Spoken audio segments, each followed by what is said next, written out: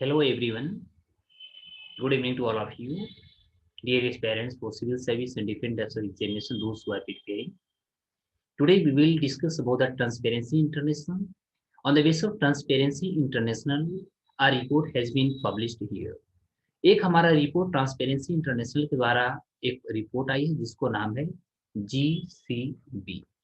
अब हमारा प्रश्न बनता है कि GCB क्या है। तो GCB का मतलब होता है, सबसे पहले हम जाने, इसका मतलब होता है करप्शन ग्लोबल करप्शन बैरोमीटर। ये ध्यान दीजिएगा। Actually global corruption barometer, this is on the base of Asia, it has been published. तो खास तौर पर ट्रांसपेरेंसी इंटरनेशनल के द्वारा जीसीबी एशिया कर करके एक नया रिपोर्ट आई है, खास तौर पे ग्लोबल करप्शन बैरोमीटर एशिया में जो है, इसको लेकर के इन्होंने चर्चा किया है। इसमें कोशिश की गई है कि एशिया में ऐसे कौन कौन से राष्ट्र हैं जहां पर करप्शन सबसे ज्यादा है। करप्शन मीन टू से डिफरेंट टाइप्स ऑफ करप्शन होंगे, लेकिन यहाँ पर जो हम चर्चा करेंगे, यहाँ हम सिस्टमेटिक वे में करेंगे।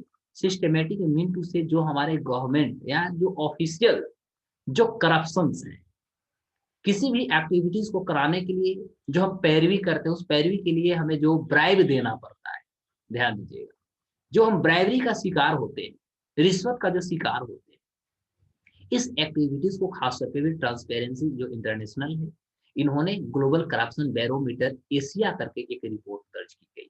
और इस रिपोर्ट में जो हमारा सबसे ज्यादा जो हम लोग का जो फोकस होगा, वह होगा कि एशिया में हम इंडिया के बारे में सबसे ज्यादा इंपॉर्टेंटली चर्चा करेंगे, because we must know and we all know about in India every activity what you want from the legal, we have to go through the illegal form of the bribery forms. यानी भारत में यदि हम बात करें तो भारत में सबसे ज्यादा यदि हम ब्राइबरी की बात करें, तो ब्राइबरी का रेट यानी रिश्वतखोरी का जो दर है वो भारत में सबसे ज्यादा है। खासतौर पर यदि हम एशिया कंटिनेंट की बात करें, एशिया कंटिनेंट में इंडिया का जो स्थान है सबसे बहुत बड़ी स्थान है। इस आधार पर यदि हम चर्चा करें तो आप सबसे पहले आप देखेंगे कि इंडिया को हम यदि लेंगे तो इंडिया एट अ ग्लेंस आप ले सकते हैं। इंडिया एट ग्लेंस यानी भारत को एक हम दृश्य के आधार पर यदि देखें तो इंडिया में सबसे ज्यादा जो समस्या है वो समस्या क्या क्या है, वो सारे चीजों को हम यहाँ पर चर्चा करेंगे। तो यदि हम भ्रष्टाचार की सेंस को देखें, इंडिया में करप्शन के बारे में यदि हम चर्चा करने की कोशिश करें, तो यदि करप्शन की बात करें तो इंडिया में जो इंटरनेशनल जो ट्रांसपेरेंसी है, इसके रिपोर्ट के अनुसार में हम कह सकते हैं कि पूरे विश्व में और खासतौर पर यदि हम एशिया में चर्चा करें तो एशिया में India is the first nation where bribery rate is upsurging. Bharat में सबसे ज्यादा जो हमारा ब्राइबरी रेट है यानी रिश्वतखोरी का जो दर है, ये सबसे ज्यादा हमारे यहाँ टॉप मोस्ट पोजिशन पर है इंडिया में। इसके पीछे रीजंस क्या है? जो हमारे पास जो कार्य होते हैं, जो ऑफिशियल्स कार्य होते हैं, इसको हम दो तरह से करते हैं रिश्वत के आधार पर। या तो हम यहाँ पर डायरेक्ट ब्राइब दे देते हैं, और दूसरी क्या होती है कि यदि हम on the base of contact personal connection की बात करें, व्यक्तिगत जो हमारे एक संपर्क होती है, तो ज्यादातर क्या होता है कि दोनों का यदि हम रिपोर्ट देखें on the base of corruption, तो ट्रांसपेरेंसी इंटरनेशनल ने बताया है कि भारत में सबसे ज्यादा ब्राइबरी का भी दर है।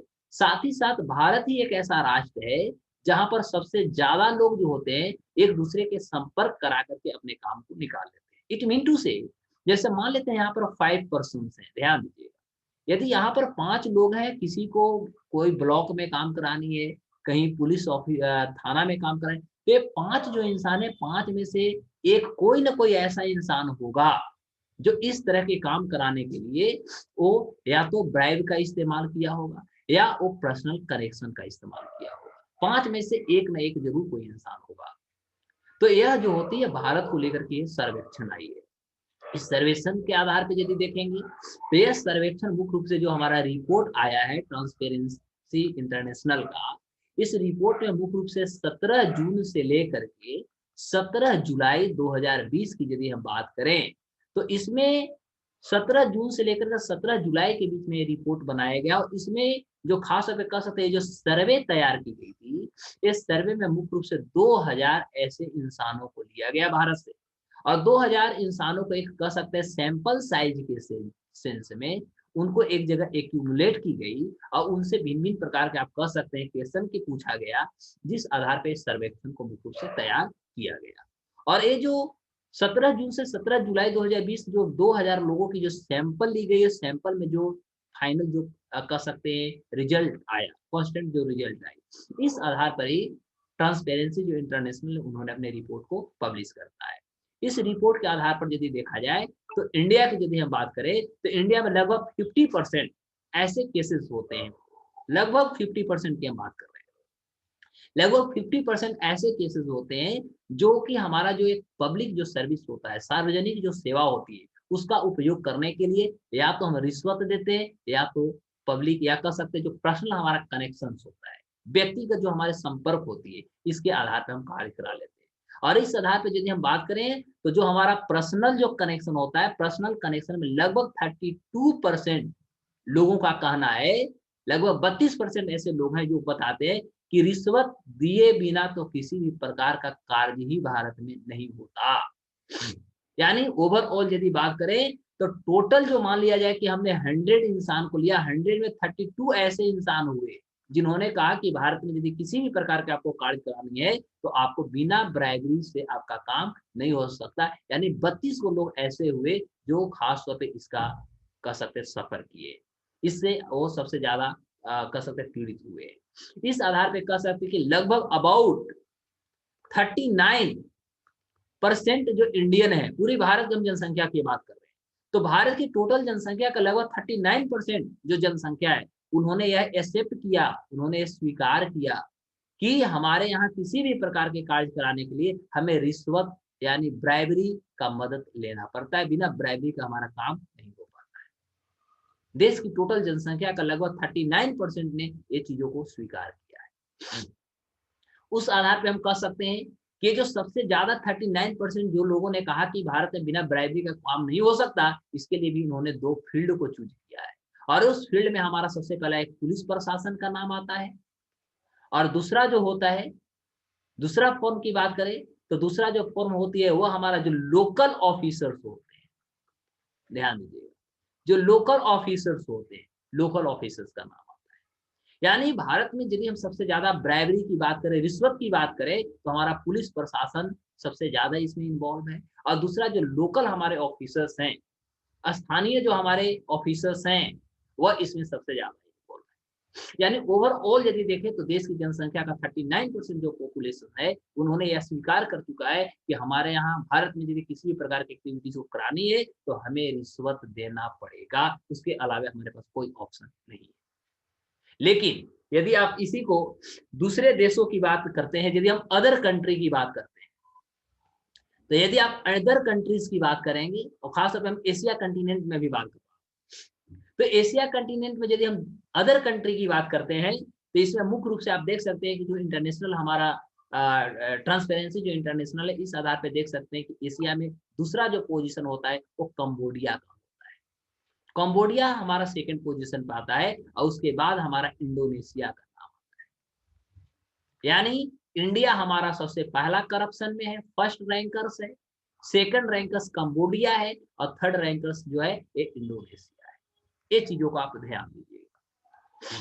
अब क्या होता है इस इनके यदि हम रिपोर्ट देखें, कंबोडिया और इंडोनेशिया का यदि हम रिपोर्ट देखें तो ये क्या कहता है, तो ये दोनों के बारे में यदि हम रिपोर्ट देखें तो मुख्य रूप से यदि हम एशिया की बात करें तो सबसे पहले तो हमने पहले ही बताया है कि एशिया में प्रत्येक 5वां जो इंसान होता है वह रिश्वत के बिना उसकी कार्य नहीं होती। इस आधार पर लगभग 62% लोग जो है ऐसा अनुमान भी भारत में लगाए हैं, 62% ऐसे हमारे देश की जनसंख्या है, वो जनसंख्या ऐसा कह सकते एक्सपेक्ट करती है कि आने वाले भविष्य में इस पे कंट्रोल किया जाएगा। आने वाले भविष्य में हम कह सकते हैं इस तरह के जो रिश्वत की जो इतिहास रचा जा रही है, इस पे कहीं न कहीं नियंत्रण किया जाएगा। लेकिन अब बात होती है कि इंडिया की हमने बात किया कि 39%, ध्यान दीजिएगा, इंडिया में 39% जनसंख्या एक्सेप्ट कर चुकी है कि बिना इसका काम नहीं हो सकता। लेकिन यदि बात करें तो इंडोनेशिया और खास तौर पे यदि हम बात करें कंबोडिया, तो कंबोडिया के 37% इंसान कहा कि बिना रिश्वत का काम नहीं होता।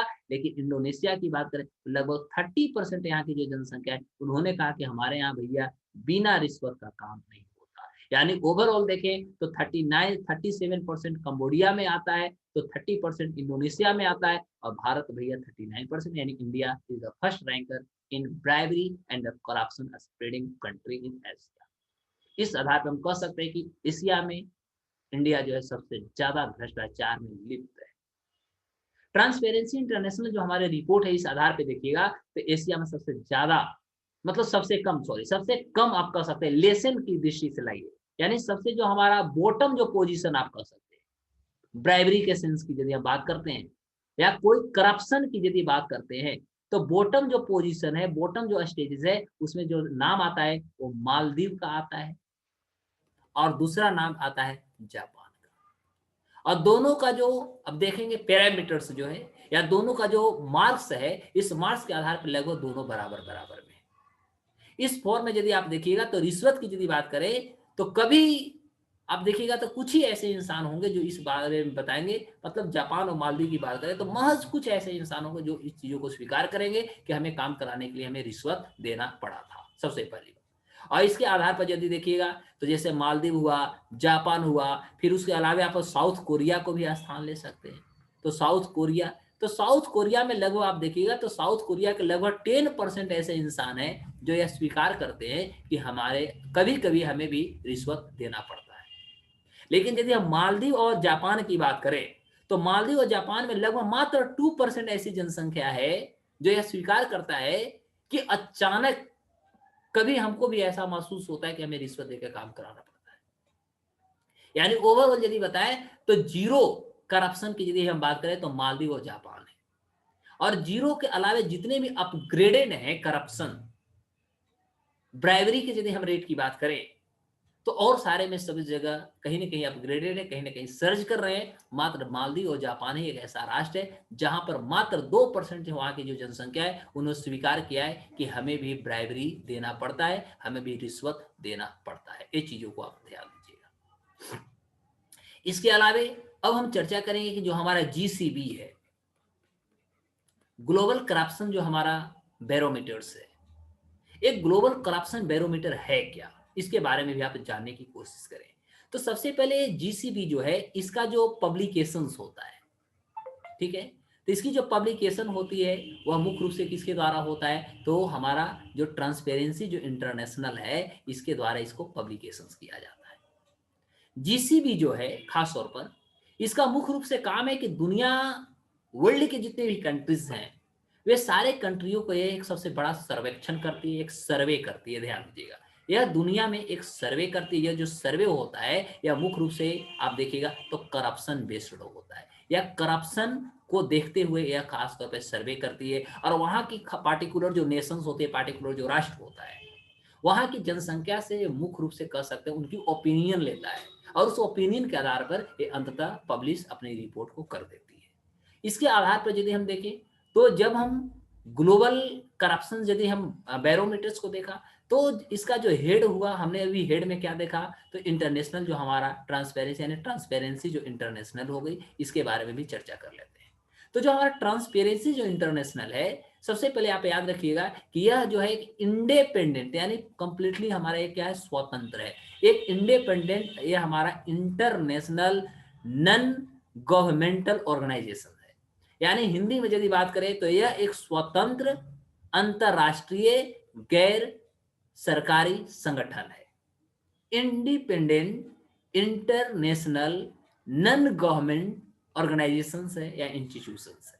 और इसका मुख्य रूप से काम है कि जो ग्लोबल पूरे दुनिया की हम बात करें, ग्लोबल बेस पे जो करप्शन फैलते हैं, जो भ्रष्टाचार होते हैं, उस भ्रष्टाचार को मुख्य रूप से जांच करना और इस आधार पर एक इंडेक्स का निर्माण करना, सूचकांक का निर्माण करना, यह हमारा ट्रांसपेरेंसी इंटरनेशनल का मुख्य रूप से कार्य है।